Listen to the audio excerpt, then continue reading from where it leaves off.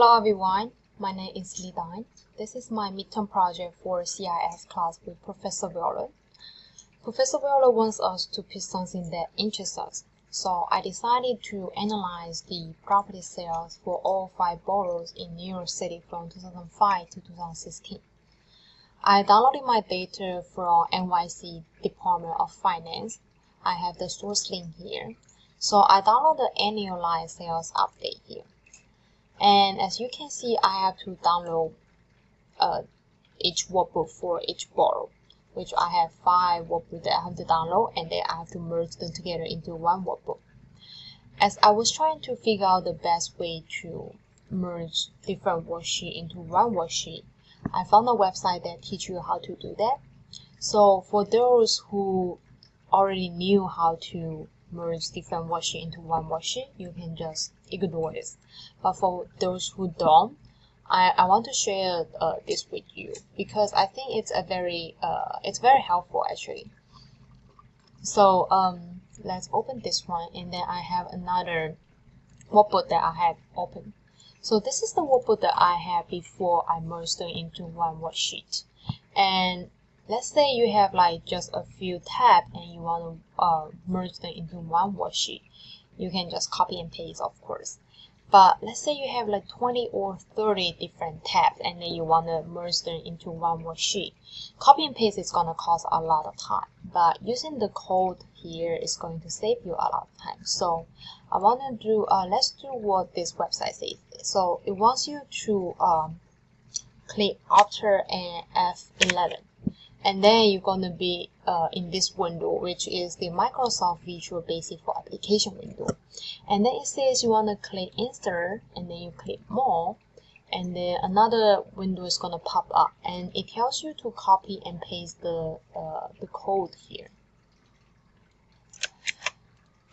Okay, let's copy and paste, and then you want to click F5. That's all you need to do. That's all you need to do. And then you see here, you have another tab that's called Combine, which has all the data that you emerged from the previous 5 tabs here. I think it's very useful to do this. But another thing that you need to remember is that here it says your data must start from F1.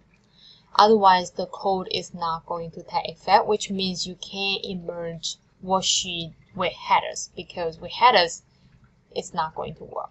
Anyways, enough with this. Let's go to the worksheet that I have been working on. So this is the workbook that I have. I have already converted the row into table to make it look nicer. And as you can see, I have a lot of data here. Let's see how many I have. So I have 7,122 rows, which are a lot. And also I have all different columns. This one is the neighborhoods, boroughs, type of home, number of sales, average sales price, and year of sales. Before I go to my dashboard and my power map, I want to use this data to answer a few questions. Let's go here first. So I want to use my data to answer 4 different questions basically. So which are, how did the price change from 2005 to 2016? How did the number of sales change from 2005 to 2016? And what are the most popular neighborhoods in terms of total number of sales? And what are the most expensive neighborhoods by average of sales price? So let's go to my Power Map first. So I'm using Power Map and Dashboard to analyze my finding today. So I think Power Map is a very powerful tool to visualize your finding. As you can see, all these different dots with different colors and sizes represent the number of sales in these neighborhoods.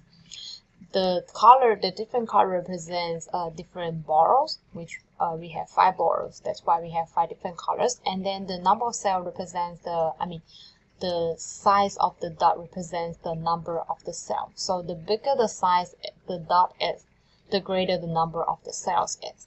And as I said earlier, Power Map is a powerful tool to visualize your finding. But a downside about Power Map is that when there are 2 different places with the same name, Power Map is unable to figure out which geo places that you're trying to analyze. That's why when I zoom out my power map, you can see there are dots in other states and even in other countries here.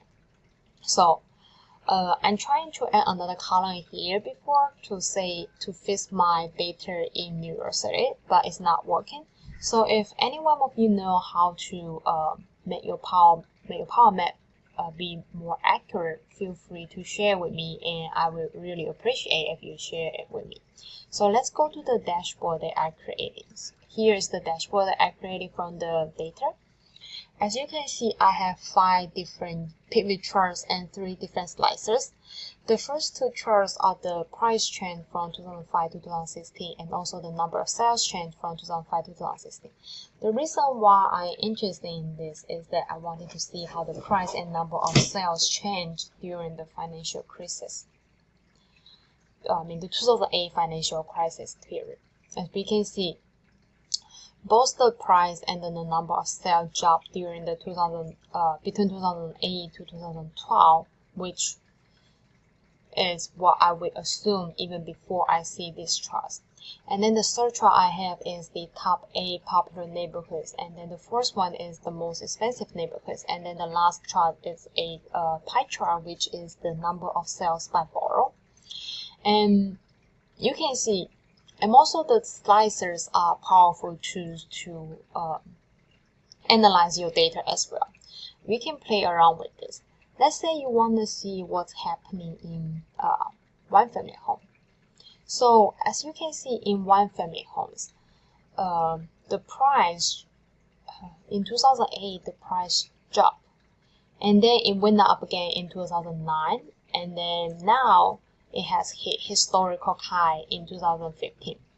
And then the top 8 popular neighborhoods with one family home is Flushing North, South Jamaica, Barsley Park, Bayside, and then the most expensive neighborhood, the most expensive in terms of one family home, is Flat Island, which is $12 million. Wow.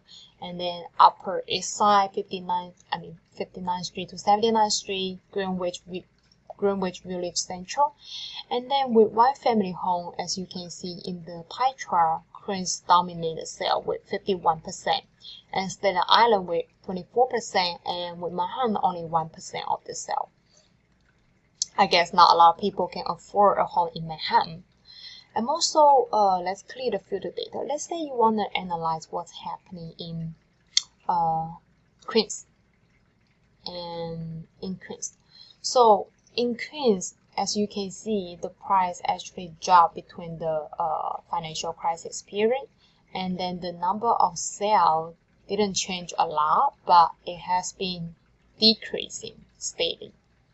And the top 8 popular neighborhood in Queens is Flushing North, Richmond Hill, South Jamaica, Barsley. And then the most expensive neighborhood in Queens is Neponset, Forest Hill, Docklaston, Beachcrest, Little Neck, Auckland Garden, and so forth. And let's say you want to analyze what's happening in Staten Island. I actually had no idea what's happening in Staten Island. So Staten Island, what's happening in 2013. So in Staten Island in 2013, the top 8 popular neighborhood is Great Hills, Elton Hills, and then the most expensive neighborhood is Talk Hill, Richmond Town, Light Hills. As you can see, Excel is a very powerful tool to analyze your finding and make decent decisions. Let's say in the future you want to purchase a house in New York City, you can use Excel to analyze your finding to see, okay, how did the price change from year to year, and what are the popular neighborhoods, what are the most expensive neighborhoods, and etc. So anyways, I think Excel is a very powerful tool to analyze your data, and I hope you guys like my video today. Thank you for watching.